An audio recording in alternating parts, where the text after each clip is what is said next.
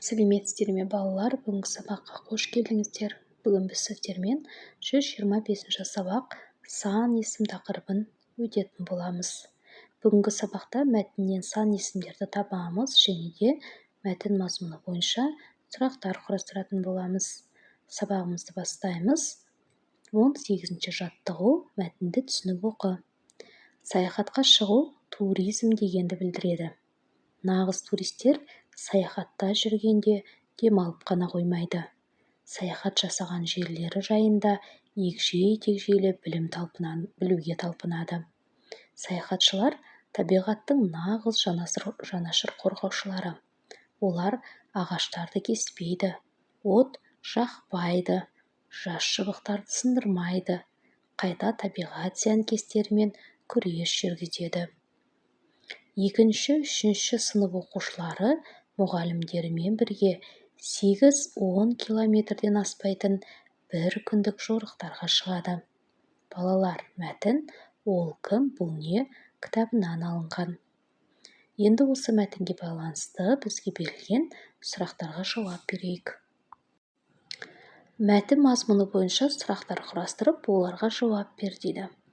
Балалар, бірінші сұрақ: нағыз туристер деген кімдер? Балалар, нағыз туристер саяхатта жүргенде демалып қана қоймайды. Саяхат жасаған жерлері жайында егжей-тегжейлі білуге талпынады. Екінші сұрақ: саяхатшылар қандай болады? Саяхатшылар табиғаттың нағыз жанашыр қорғаушылары. Олар ағаштарды кеспейді, от жақпайды, жас шыбықтарды сындырмайды, табиғатты аялай біледі. Келесі тапсырма: саяхатшыларды неліктен табиғаттың жанашыры дейді? Себебі саяхатшылар табиғатқа зиян келтірмейді, үнемі қамқорлық көрсетіп жүреді. Өзің саяхаттауды ұнатасың ба? Иә, саяхаттау маған қатты ұнайды. Мәтіннен неше сұрақтарына жауап беретін сөздерді тап. Балалар, бұл сұраққа жауап беретін 2-ші, 3-ші, 8, 10 және де 1 деген сөздер.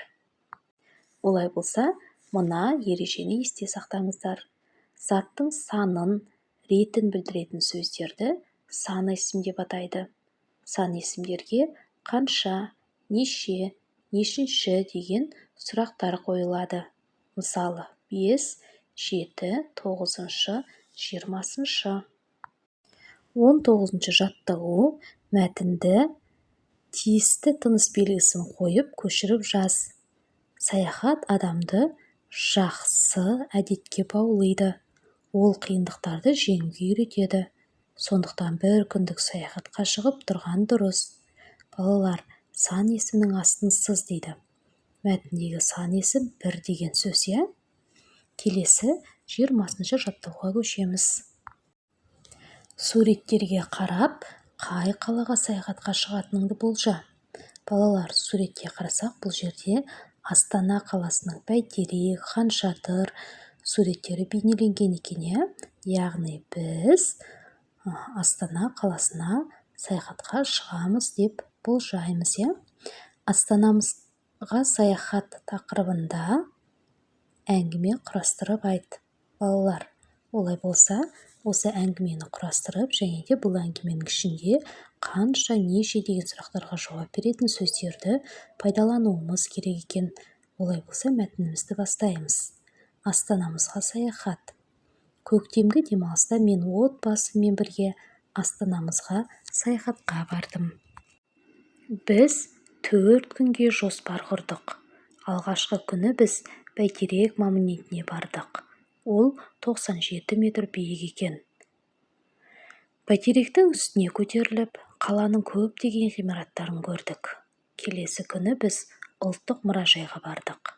Мұражайда 10-нан астам зал бар екен. Астана үлкен, заманауи және ерекше қала.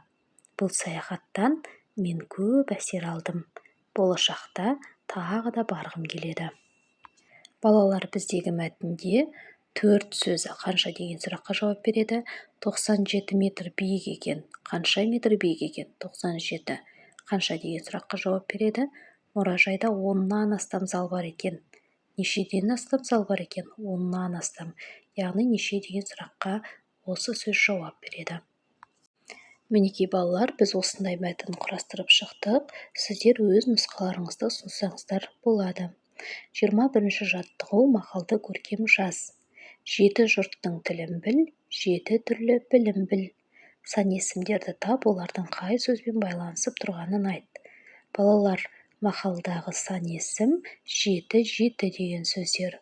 Олар 7 жұрттың, қанша жұрттың, 7 жұрттың сөзімен байланысады, ал екінші жолында 7 сөзі түрлі сөзімен байланысады екен. 22-ші жаттығуға назар аударыңыздар. Ойлан, тап. Алғашқы түбір сөз аспан әлемінің бірі.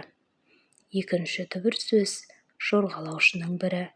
Екеуін қосып оқысаң, зиянкестің түрі. Балалар, жауабы жұлдыз құрт екен. Сан есімдерді теріп жаз. Балалар, өлеңдегі сан есімдер алғашқы, екінші, екеуін, бірі деген сөздер екен. Осымен біздің бүгінгі сабағымыз аяқталды. Келесі сабақта кездескенше сау саламатта болыңыздар.